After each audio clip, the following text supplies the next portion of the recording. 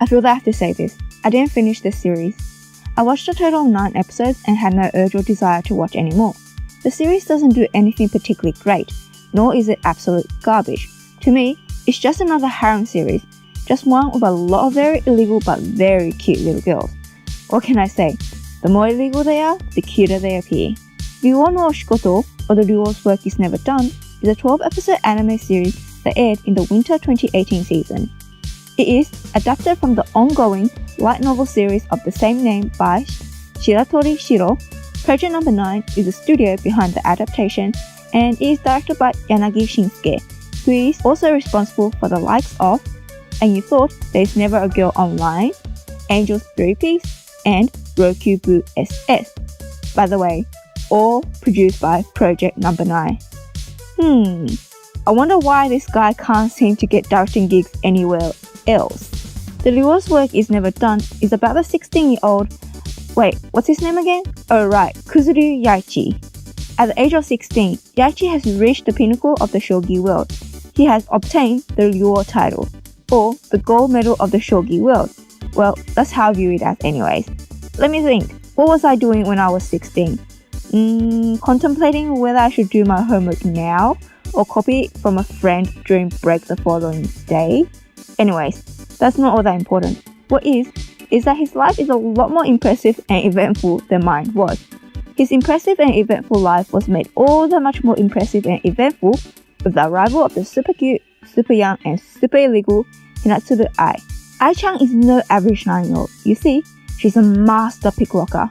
Or, Yaichi needs to get a sturdier lock. She fell in love with Shogi after watching Yaichi's ryuo match.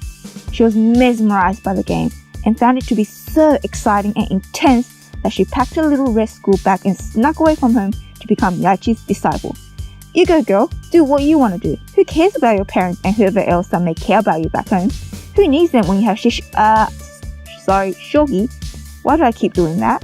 So, what was so offensive about The Ryuo's Work Is Never Done that made me drop it? Well, nothing really. Like I said earlier on, I didn't find the show to be particularly bad or offensive. It's just really not that good. Sometimes I feel that it's better for a show to be offensive, at least that way it will be remembered. That said, I did have a few problems with The Ryuo's Work Is Never Done that made the viewing experience not as pleasant as it could have been. First up, fanservice. Don't get me wrong, I love fanservice. But it kind of becomes a problem when a series has nothing more to offer than fanservice. Now this becomes an even bigger problem when said fanservice is achieved through the sexualization of 9-year-olds. The number of shots of Hinatsuru Ai's backside while she's rocking back and forth mumbling he, which is already rather inappropriate, was rather uncomfortable to watch. Or I'm just dirty-minded.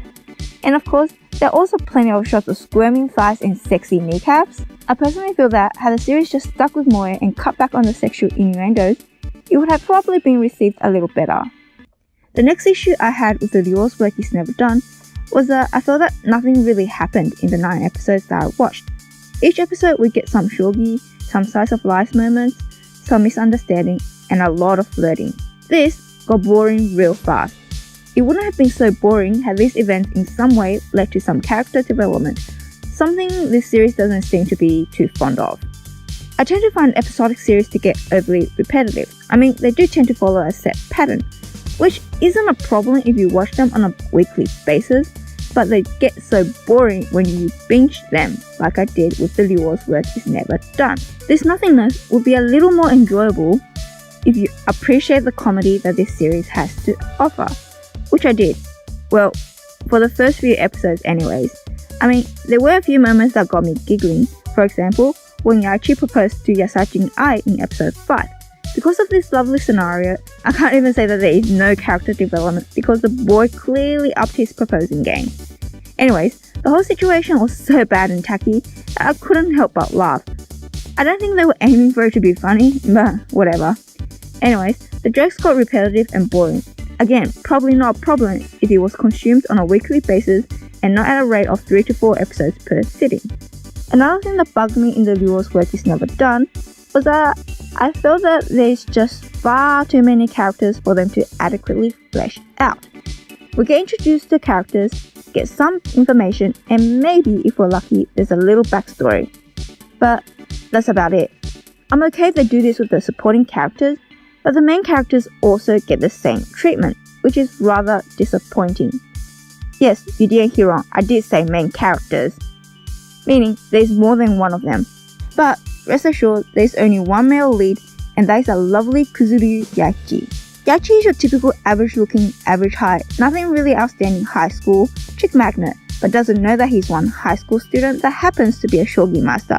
We know close to nothing about his family, his life outside of shogi, or life before the series started, his hobbies, likes or dislikes, why he's so passionate about shogi, or what keeps him going when the times get tough. I'm a nosy person. I like to know these things and a lot more of other irrelevant junk. Or simply put, who is Kuzuru Yachi and what makes him him? To me, the series just didn't do a very good job at this. They just gave me another mass-produced harem male lead.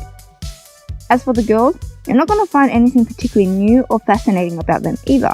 We have the tsundere, the childhood friend, the older sister, the energetic tomboy, the foreigner, the nerdy one, the drawer summer. Pretty much standard harem lineup, just, well, half of the girls are 9. Reduce the number of characters, that way a little more love can be given to them. For example, Keka, the lovely older sister type character. Her story would have been touching had a little more time been given to showing us what kind of person she is and why I should care about her.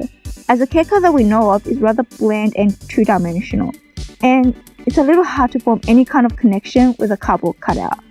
Another thing is, I failed to feel her desperation and desire to become a professional shogi player. We were told how much she wants it, but we weren't ever really shown this to a satisfactory level. Because of this, I could care less whether she becomes a professional shogi player or not. I found myself thoroughly enjoying the shogi moments. However, to me, shogi didn't come across as being the main focus of the ryuo's work is never done. It felt more like a prop that is used for the expansion of Yachi's harem, which is really such a shame, as the shogi moments were really the standout of this series.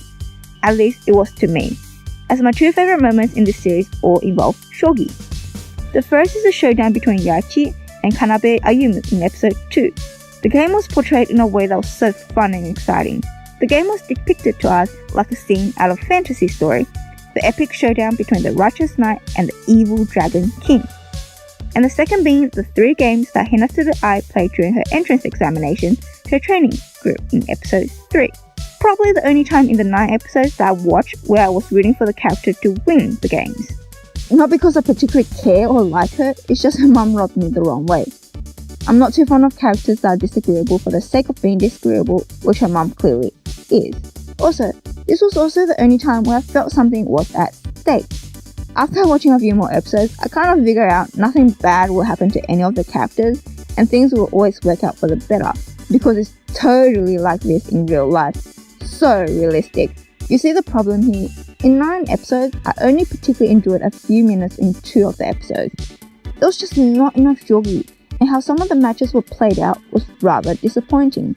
My disappointment didn't really lie with the shogi game itself, but rather how the series seems to place more emphasis on the girls and their anatomy rather than the shogi board.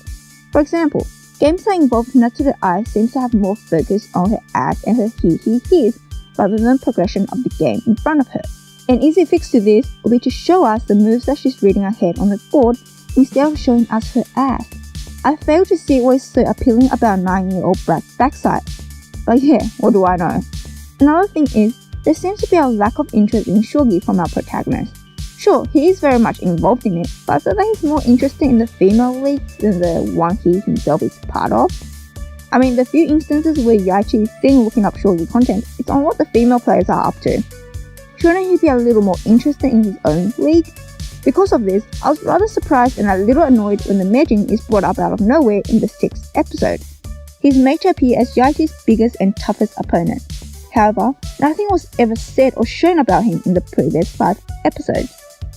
He could have easily been casually brought up in a conversation or subtly hinted at in one way or another, so it doesn't feel like he was pulled out of thin air. A little foreshadowing would have been appreciated.